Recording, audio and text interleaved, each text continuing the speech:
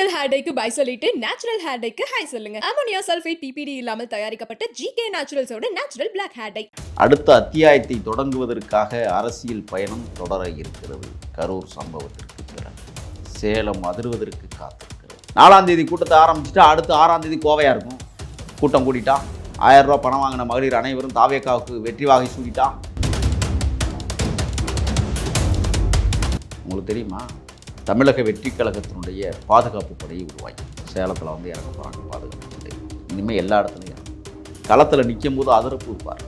விவசாயத்துக்கு கசிய விட்டுறாங்க, அதுக்கும் பாதுகாப்பு தேவைப்படுது. ஆமாம், விஷவாயுவையா தண்ணி பாட்டில் அடுத்த கட்சிக்காரன் கொடுத்தா தயவு செய்து தமிழக வெற்றி கழகத்தின் தொண்டர்கள் குடித்து விடாதீர்கள். எத்தனை எதிரிகள் வந்து கண்முன்னே களத்தில் நின்றாலும் கை விரல்களால் திரித்து ஓட விடுகிற கைப்பக்குவத்தை தமிழக வெற்றி கழகம். இப்போ கூட்டம் நடக்கும்ல, நீங்கள் கரூரில் செந்தில் பாலாஜி ஸ்டிக்கர் ஒட்டிய பாட்டெல்லாம் உள்ளே வர முடியாது. கொங்கு மண்டலத்தில் இனிமேல் எங்கே நடக்காது. நான் பாட்டிலுக்குள்ளே என்ன இருக்குன்னு இன்றைக்கி வரைக்கும் கேட்குறேன். தண்ணி தான் இருந்துச்சா வேற இருக்குன்னு கேட்குறேன். தமிழக வெற்றி கழகம் என்கிற மகத்தான பேரியக்கம் இந்த மண்ணி வள்ளுவா ஆழமாக திராவிடம் என்கிற இரும்பு எக்கால் செய்யப்பட்டிருக்கிற அஸ்திவாரத்தில் மாட மாளிகையை கட்டுவதற்கு முயற்சிக்கிறது. ஒரு சாதாரண கூட்டத்தில் 50,000 60,000 பேர் வந்து 41 பேரை கொண்டு விட்டீங்களா, அதுக்கு தான் இப்போ தலைவர் விஜய் அவர்கள் முடிவெடுத்தார். இனிமேல் ரோட்டில் கூட்டம் நடக்காது. ஆயிரக்கணக்கான ஏக்கர் நிலப்பரப்பு கொண்ட திடல்ல யாரை போட்டுறீங்க உள்ள வந்து ஏதாவது அசம்பாதம் நடந்துன்னு வெளுத்து விட்டுருவாங்கிறீங்க. நடக்குதா இல்லை? தொண்டர்களே வெளுப்பான்.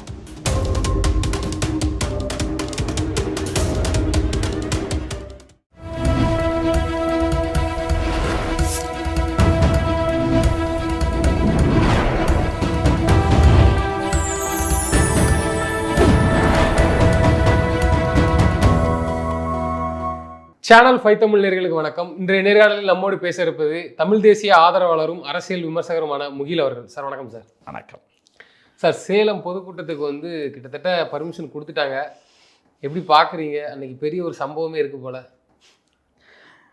சம்பவங்கள் வாரல் என மறித்து கைகாட்ட பாண்டிய மன்னனின் படைக்களத்தில் பறந்த மீன்கொடி நினைவுக்கு வருகிறது. கார்த்திகை தொடங்குகிற நேரத்தில் தேசத்தை காப்பதற்காக மண்ணுக்குள் உறங்கி கொண்டிருக்கிற மாவீரர்களின் காலடியில் காந்தல் மலரை வைத்து வணங்குகிற சூழல். பட்டொளி வீசி பறக்கிற புலிக்கொடிக்கு நிகராக வாகை மலர் கொடியும் பறந்து கொண்டிருக்கு. 2 யானைகள் மாலைகளை சூடி வெற்றி வீரர்களுக்கு அடுத்த அத்தியாயத்தை தொடங்குவதற்காக அரசியல் பயணம் தொடர இருக்கிறது. கரூர் சம்பவத்திற்கு பிறகு 41 தமிழ் உயிர்கள் எக்காரணமும் இல்லாமல் இயற்கை எதிர்க்கிறது. சேலம் தீரன் சின்னமலை ஆண்ட தேசம். ஆற்காடு நவாப் படைகள் அளவலாவிய இடங்கள். இந்தியாவின் இரும்பை உற்பத்தி செய்கிற தலைநகரம். சேலம் அதிர்வதற்கு காத்திருக்கிறது. 4ஆம் தேதி கேட்டிருக்கிறோம். காவல்துறை வழக்கம் போல பாதுகாப்பு விடயங்களை கருத்தில் கொண்டு தேதியை குறிப்பிட்ட தேதியில் வைக்கக்கூடாது என்று வழக்கம் போல ஒரு சட்டத்தை உருவாக்கி வைத்திருக்கிறார். இப்போ தமிழ்நாட்டில் மட்டும் தமிழக வெற்றி கழகத்திற்கு ஒரு புதியதொரு சட்டம் உருவாக்கப்பட்டிருக்கிறது. தெரியுமா உங்களுக்கு? என்ன சார் சொல்லுங்கள். அடக்குமுறை சட்டங்கள், ஒடுக்குமுறை சட்டங்கள். இத்தனை மணிலேருந்து இத்தனை மணிக்கு தான் நீ கூட்டம் நடத்தணும், இத்தனை மணிலேருந்து இத்தனை மணிக்கு வாய்ப்புட்டு சட்டம் போடுவாங்க போல. எல்லாம் போடுவாங்க. மற்ற கட்சிகளுக்கெல்லாம் நாளைக்கு பொதுக்கூட்டம்னா இன்றைக்கே அனுமதி கொடுத்துருவான். இன்றைக்கி ஒன்றே மனு கொடுத்தாவே. தெரியுமில்ல உங்களுக்கு? ஆளுங்கட்சிக்கு இருந்தால் அரை மணி நேரத்தில் உடனடியாக பொதுக்கூட்டம் நடத்துவதற்கு அனுமதி கொடுப்பாங்க காவல்துறை. தமிழ்நாடு காவல்துறை என்பது திமுக காவல்துறையாக செயல்படுகிறது. திமுகவின் தொண்டர் படை தான் தமிழ்நாடு காவல்துறை. தெரியுமா உங்களுக்கு? ஆனால் ஒரு கட்டத்துக்கு மேலே கிடைச்சிருது. என்னதான் போராடினாலும் வாங்கிடுது. அது நீதிமன்றம் தான் நம்மளுக்கு பாதுகாப்பு. கடைசியாக நீதிமன்றத்தில் தானே போய் நிற்க வேண்டியதாக இருக்குது. தமிழக வெற்றி கழகம் மட்டும் ஒரு பொதுக்கூட்டம் நடத்த வேண்டுமானால் 1 மாதத்துக்கு முன்னாடியே சொல்லணுமா? புதுசாக ஒரு சட்டம் வந்திருக்கு இப்போ. தெரியுமா உங்களுக்கு? இப்போ புதுசாக தமிழக வெற்றி கழகத்துக்கு மட்டும் 1 மாதத்துக்கு முன்னாடி 4 வாரங்களுக்கு முன்பே மனு கொடுக்கணுமா? எல்லா கட்சிக்கும் பொருந்துமா? பொருந்தாது. ஏன்னா தமிழக வெற்றி கழகத்திற்கு மட்டும்தான் புது சட்டம். ஏன்னா அங்கே மட்டும்தான் கூட்டம் வருது. அப்படின்னா என்ன? இல்லை, மக்கள் கூட்டம். அப்படின்னா என்ன? உங்களுக்கு கூட்டம் வரல, நீங்கள் எப்போ வேணாலும் கூட்டம் நடத்திக்கலாம், எப்போ வேணாலும் கூட்டத்தை கூட்டிக்கலாம். 20 ரூபாய்க்கும் வர்றதுக்கு ஆள் இருக்குது, 200 ரூபாய்க்கும் வர்றதுக்கு ஆள் இருக்குது, குவார்ட்டருக்கும் ஆள் வர காத்திருக்குது, குவார்ட்டர் பிரியாணிக்கும் ஆள் வர காத்திருக்கு. அப்போ நீங்கள் வந்து என்ன செய்யலாம், அரை மணி நேரத்தில் கூட உங்களுக்கு கூட்டத்தை கூட்டுவதற்கு அனுமதி கொடுக்கலாம். ஆனால் தமிழக வெற்றி கழகத்திற்கு அப்படி அல்ல. ஏன் தெரியுமா 1 மாதம் கொடுக்குறாங்க? காவல்துறைக்கு நன்றி தெரிவிக்கிறேன் அந்த சட்டத்தை, புதிய சட்டத்தை அறிமுகப்படுத்துவதற்கு. 1 மாத காலமாக இதை பற்றியே பேச வேண்டும் என்பவர்கள் 1 மாத காலத்திற்கு தொண்டர்கள் பயிற்சி எடுத்துக் கொண்டிருக்கிறார். எப்படி போகணும், எப்படி தலைவனை பார்க்கணும், எப்படி பொதுக்கூட்டத்தில் இனிமேல் கலந்து கொள்ளணும், காவல்துறை அடக்குமுறையிலேருந்து நாம் எப்படி தப்பிக்கணும், பாடம் எடுத்துக்கிட்டு இருக்காங்க தமிழக வெற்றி கழகம். ஆகையால் காவல்துறையை நான் பாராட்டுகிறேன். இப்போ 4ஆம் தேதிங்கிறது 1 மாதம் தள்ளிப்போம். ஏன் 1 மாதம் தள்ளுறாங்க தெரியுமில்ல? 4ஆம் தேதி கூட்டத்தை ஆரம்பிச்சுட்டு அடுத்து 6ஆம் தேதி கோவையாக இருக்கும், 8ஆம் தேதி திண்டுக்கல்லாக இருக்கும், 10ஆம் தேதி மதுரையாக இருக்கும். போட்டு வந்துட்டா, கூட்டம் கூட்டிட்டா, 1000 ரூபா பணம் வாங்கின மகளிர் அனைவரும் தாவேக்காவுக்கு வெற்றி வாகை சூடிட்டா. புரியுதுங்களா உங்களுக்கு? மருத்துவ காப்பீட்டில் சிகிச்சை பெற்ற கணவன் கூட்டத்தில் கலந்து கொண்டுட்டா எப்படி இருக்கு? அரசு ஊழியர்களே என்னடா ஊதிய உயர்வு கொடுக்கலன்னு சொல்லி வந்து கலந்துக்கிட்டா. இலவசமாக பேருந்தில் பயணித்து வருகிற கூட்டம் தான் தாவேக்கா கூட்டம், மகளிர் கூட்டம். புரியுதுன்னு நினைக்கிறேன். ஆக வழிவகைகளை இவர்கள் ஏற்பாடு செய்து கொண்டிருக்கிறார்கள். திராவிட முன்னேற்ற கழகம் என்கிற இந்த திருட்டு மாடல் ஆட்சி தமிழ்நாட்டில் அப்புறப்படுத்துவதற்கு மக்கள் தயாராக இல்லை, காவல்துறை தயாராகிட்டு.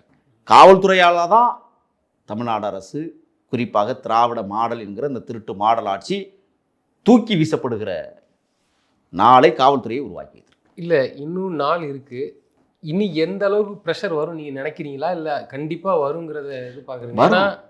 வராமல் எப்படி இருக்கும்? அதே கொங்கு பெல்ட்டு சேலம் ஏற்கனவே கொங்கு பெல்ட்டில் வந்து திமுகவுக்கு பெரிய செல்வாக்கு இல்லை. ஊழல் துறை அமைச்சர் ஒருவரை இப்போ களம் இறக்கியிருக்காங்க, முன்னாள் ஊழல் துறை அமைச்சரை. சொல்கிறாங்க அங்கே வந்து யார் வந்தாலும் விடக்கூடாது. என்ன ஆத்தா வீட்டுக்கு சிறுவாடு போட்டு பட்டா போட்டு கொடுத்துருக்கா கொங்கு மண்டலத்தில். இந்த தடவையும் சொல்கிறேன், படுதோல்வி அடைவீர்கள். போன தடவை தோல்வி அடைஞ்சிங்க, இந்த தடவை படுதோல்வி அடைய இருக்கிறீங்க. கவலையே படாதீங்க. கொங்கு மண்டலம் எங்கு பார்த்தாலும் தமிழக வெற்றி கழகமாக இருக்குது. அதற்கு எடுத்துக்காட்டு கரூர் துவக்கம். ஒரு சாதாரண கூட்டத்தில் 50,000 60,000 பேர் வந்து 41 பேரை கொண்டு விட்டீங்களா. அதுக்கு தான் இப்போ தலைவர் விஜய் அவர்கள் முடிவெடுத்தார், இனிமேல் ரோட்டில் கூட்டம் நடக்காது, ஆயிரக்கணக்கான ஏக்கர் நிலப்பரப்பு கொண்ட திடலில் நடக்கும். யாரை கொள்றீங்கன்னு நாங்கள் பார்க்குறோம். விவசாயத்துக்கு கசியை விட்டுறாம, அதுக்கும் பாதுகாப்பு தேவைப்படுது. இல்லை சார், புதுசாக சொல்கிறீங்க? ஆமாம், விஷ வாயுவையா? தண்ணி பாட்டில் அடுத்த கட்சிக்காரன் கொடுத்தா தயவு செய்து தமிழக வெற்றி கழகத்தின் தொண்டர்கள் குடித்து விடாதீர்கள். ஏதாவது கண்ணுக்கு அசையாமல் ஸ்டிக்கர் ஒட்டாமல் ஆம்புலன்ஸ் கூட உள்ள நுழையும். பாதுகாப்பாக இருங்க தாவேக்கா தொண்டர்களே. அதுக்காக பயமுறுத்தலை. நீங்கள் எதுக்கும் பயப்பட மாட்டீங்கன்னு எங்களுக்கு தெரியும். எத்தனை எதிரிகள் வந்து கண்முன்னே களத்தில் நின்றாலும் கை விரல்களால் தெரித்து ஓட விடுகிற கைப்பக்குவத்தை தமிழக வெற்றி கழகம் அடைந்திருக்கிறது. உள்ள புந்தரண்டு ஏதாவது அசம்பாதம் நடந்துன்னா வெளுத்து விட்டுருவாங்கிறீங்க. நடக்குதா என்பார். தொண்டர்களே வெளுப்பான். அவன் இப்போ யாரும் கட்டுப்படுத்த முடியாது. ஏன்னா அடிபட்டுருக்குறோம். 41 என் பிள்ளைகளை நாங்கள் இழந்திருக்கிறோம். இது யாரால வந்துச்சுன்னு அவங்களுக்கு நல்லாவே தெரியும். நாங்கள் வெளிப்படையாக தான் சொல்கிறோம், ஊழல் துறை அமைச்சர் தான் பண்ணார். இல்லை அதான் தொண்டர்களுக்கும் தெரியல, நல்லாவே தெரியும். தொண்டர்களுக்கு மட்டும் இல்லை, நாட்டு மக்களுக்கும் நன்கு அறிந்திருக்கிறார்கள். இந்த 41 படுபாதக படுகொலைகளை செய்தவன் எவன், அந்த அயோக்கியன் யாருங்கிறது எல்லாருக்கும் தெரியும். நான் ரொம்ப மரியாதையாக பேசணும்னு நினைக்கிறேன். எதிரியை கூட, துரோகிகளை கூட மரியாதையாக பேசணும். ஏன்னா நம்ம தலைவர்கள் அப்படி கற்றுக் கொடுக்கல. இல்லை, நீங்கள் ஒரு குற்றச்சாட்டை போச்சிங்க, விஷவாயுவை கூட ரெடி பண்ணி வச்சாலும் வைப்பாங்கிற மாதிரி சொல்கிறீங்களா? இல்லை அது எதுக்கும் தயாராவார்கள்.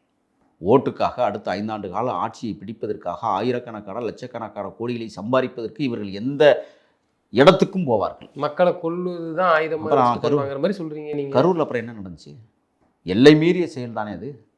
அது விசாரணை போயிட்டுருக்கு. அதுக்குள்ள நம்ம நுழையக்கூடாதுன்னு நம்ம நினைக்கிறோம். சிபிஐ முறையான விசாரணை செய்யும் என்று நம்புகிறோம். செய்யலைன்னா அப்புறம் வச்சு செய்வோம். அதுங்க இருக்குது. சட்டம் எங்களுக்கும் தெரியும். தமிழில் வார்த்தைகளை தவள விடுவதற்கு எங்கள் தலைவர் விஜய் எங்களுக்கும் கற்றுக் கொடுத்துருக்குறாரு. ஏன் தெரியுமா நான் மரியாதை பேச நினைக்கிறேன்? நான் ஒரு கட்டுப்பாடற்ற மனிதனாக இதுவரை உங்களிடத்தில் பேசியிருக்கிறேன். இப்பொழுது ஒரு கட்டுப்பாட்டுக்குள் நான் வந்திருக்கிறேன். காரணம், தமிழக வெற்றி கழகம் எனக்கு கொடுத்துருக்கிற ஒரு மிகப்பெரிய அங்கீகாரம் என்னென்னா, யாரையும் அவமரியாதையை பேச வேண்டாம், யாரையும் தூற்ற வேண்டாம், யாரையும் திட்ட வேண்டாம், அன்பாய் வார்த்தைகளை சொல்லுங்கள், அன்பால் எதிரிகளையும் துரோகிகளையும் அரவணைக்க பாருங்கள். இதுதான் எனக்கு இருக்கிற கட்டளையே.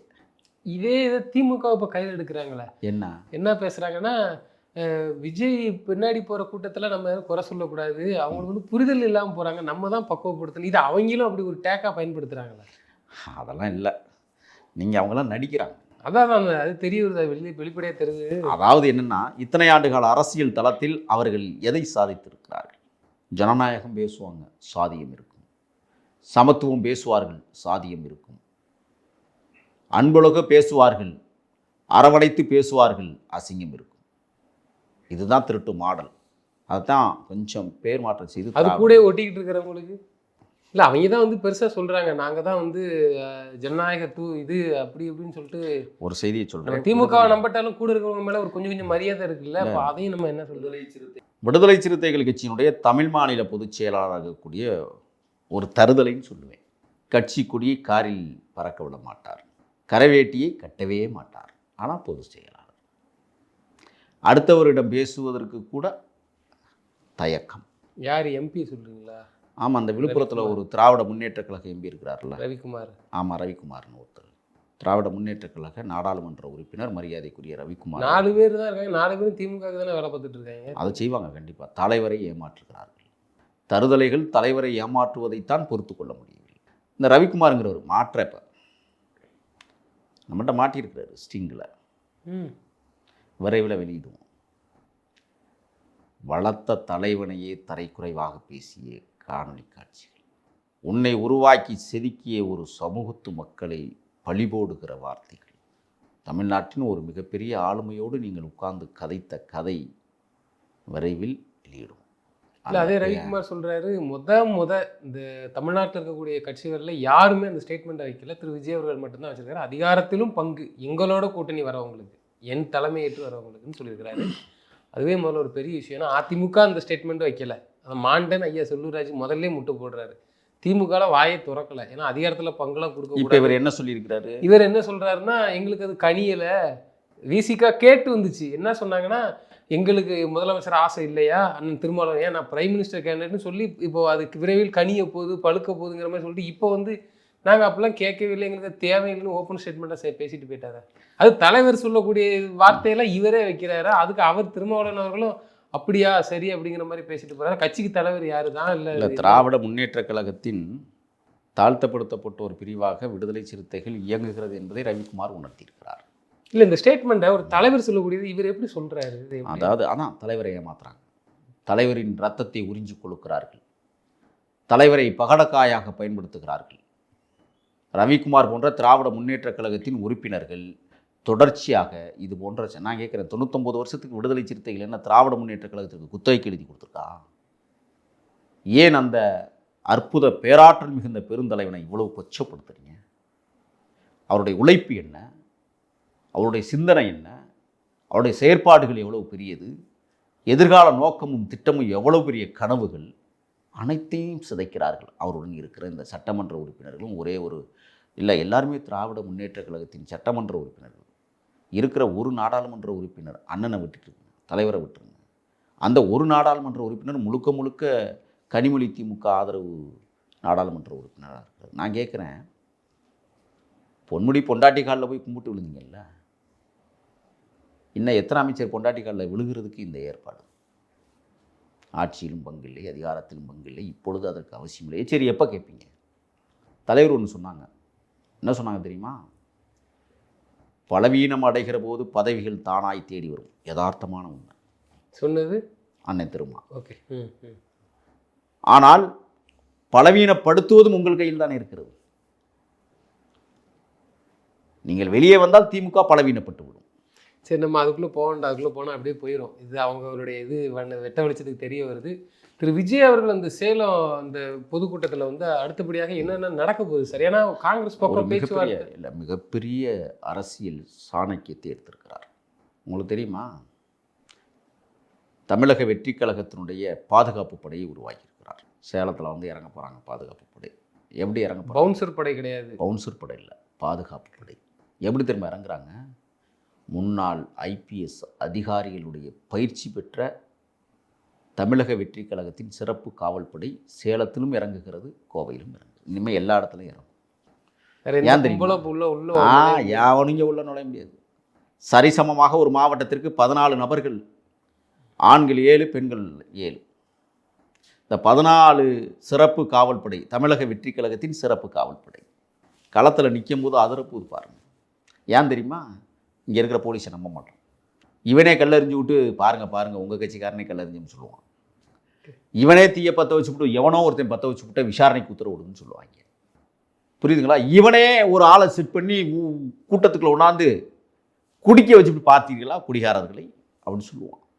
இவனே ஒரு ஆளை கூட்டிகிட்டு வந்து அந்த கட்சி கொடியை கரவேட்டி கட்டிட்டு ஒரு 1000 ரூபா பணம் கொடுக்குறது மாதிரி கொடுத்து அதை வீடியோ எடுத்து இவங்க போடுவாங்க.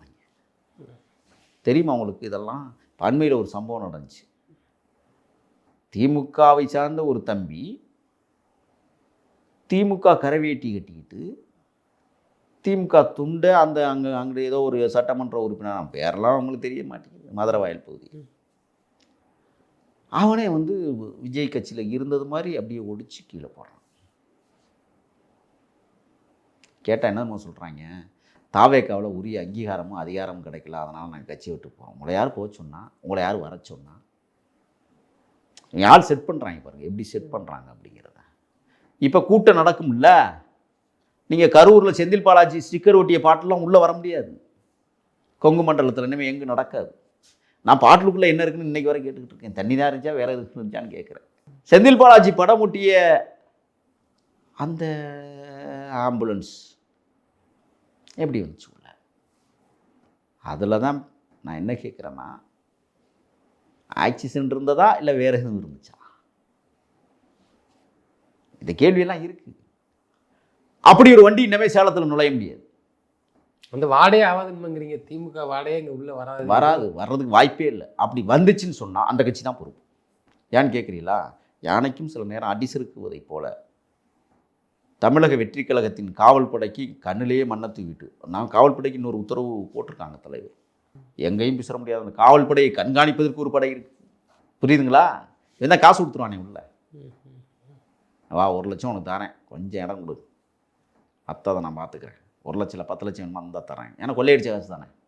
நான் வேர்வை சிந்தி ஆத்தா பேமெண்ட் சம்பாதிச்சு வச்ச சுத்தலை ரொம்ப கஷ்டப்பட்டு வேர்வை சிந்தி காடு மயிரெல்லாம் உழைச்சி சூரிய வெளிச்சத்தில் முகமெல்லாம் கருத்து சம்பாரிச்ச சொத்து. அதெல்லாம் எவனோ கொண்டாந்து கொட்டுறான்.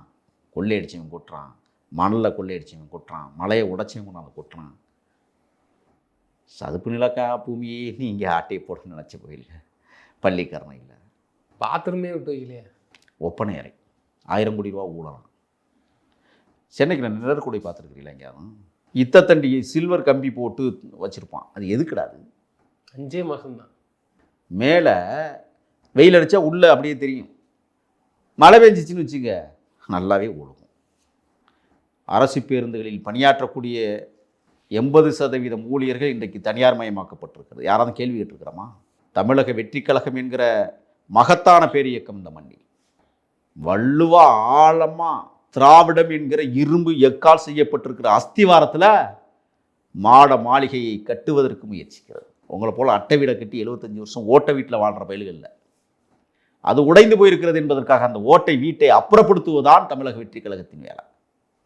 பெரியாரும் அண்ணாவும் புரட்சித் தலைவர் எம்ஜிஆரும், ஏன் அயோத்திதாச பண்டிதரும் இரட்டைமலை சீனிவாசனாராம் உருவாக்கிய அந்த இரும்பு எக்கு அஸ்திவாரம், திராவிடம் என்கிற அஸ்திவாரம் வலுவாக இருக்கிறது. அதில் கட்டப்பட்டிருக்கிற அட்டை வீடுகளை உடைக்க வேண்டும் என்பதற்காகத்தான் இன்னைக்கு விஜய் வருகிறார். 75 வருஷம் அந்த ஓட்டை வீட்டில் நூலாம்படம் நிறைய பெருத்து போச்சு. உள்ள கரப்பான் பூச்சி நிறைய இருக்குது. சுரண்டி கொழுக்கிற கரப்பான் பூச்சிகள், தத்துவான்கள், தத்துவம் பேசுகிற தத்துவான்கள், அதெல்லாம் நிறைய அந்த வீட்டுக்குள்ள மண்டி கிடக்கு. அதெல்லாம் அப்புறப்படுத்தணும். அசிங்கமாக கிடக்கு. ஆனால் இரும்பு எக்கால் செய்யப்பட்டிருக்கிற அஸ்திவாரத்தில் தமிழக வெற்றி கழகம் என்கிற புதியதொரு இரும்பு மாளிகை, எக்கு மாளிகையை வள்ளுவன் பிறந்த 1000 ஆண்டுகளுக்கு பிறகு ராஜராஜ சோழன் பிறந்ததாக வரலாற்று சரித்திரம் பேசுகிறது. ராஜராஜ சோழன் பிறந்த 1000 ஆண்டுகளுக்கு பிறகு என் இனமானத்துடைய தேசிய தலைவன் ஈழத்தில் பிறந்தான். 1000 ஆண்டுகள் ஒரு தலைவனுக்காக காத்திருந்த தமிழ் சமூகம் இன்றைக்கு 60 ஆண்டுகளுக்கு பிறகு ஒரு தலைவனை அடைந்திருக்கிறது என்றால் அது தமிழக வெற்றி கழகத்தின் தலைவர் விஜய் அவர்கள். எழுதி வச்சுக்கோங்க. கண்ணால் அப்படி பார்த்தாவே வேற மாதிரி இருக்கும். அதான் ஒரு அம்மா சொன்னாங்க கூட்டத்தில், எம்ஜிஆர் படுத்துக்கொண்டே வெற்றி பெற்றார், எங்கள் அண்ணன் விஜய் கண்ணை செய்வாள் இந்த தேசத்தை காப்பார்னு சொன்ன அந்த சொல்லாடல்கள் இருக்குல்ல, புனிதமானது. விஜயை சாதாரணமாக எடை போட்டுக்கிட்டு இருக்கிறவனுக்கெல்லாம் சேலம் மட்டுமல்ல கோவையும் அதிரும். கோட்டையின் சொன்னவெல்லாம் எங்கே ஓட்ட விழுந்து ஓட போகிறான்னு தெரியல. நாளை நமதே என்று இதயத்தில் ஏந்திருக்கிற இதயக்கினி எங்கள் தலைவன் எம்ஜிஆர் அவர்கள் கண்டெடுத்த கனவுகளை தமிழ்நாட்டில் வெற்றி பெற வைப்பதற்காக இன்றைக்கு அரசியல் களத்தின் புதியதொரு இயக்கமாய் தமிழக வெற்றி கழகம் பயணிக்க தொடங்கி இருக்கிறது. நீ எத்தனை தடவை நான் போடும், நீதிமன்றம் எங்களுக்காக இருக்கிறது. 41 உயிர்களை பலிகொண்டதற்கு பிறகு அவருடைய கல்லறைகளை கூட இவர்கள் காணாமல் செய்து விட்டார்கள், சாம்பலாக்கி முடித்து விட்டார்கள். உண்மைத்தன்மைகள் வெளியே வந்துவிடும் என்பதற்காக அந்த சாம்பலின் சத்தியத்திலிருந்து ஒரு சத்தியமான வார்த்தையை சொல்லுகிறேன். அந்த 41 தமிழர்களுடைய உயிர் அணுக்கள் காற்று மண்டலத்தில் கலந்து கொண்டிருப்பதை நாங்களும் சுவாசிக்கிறோம்.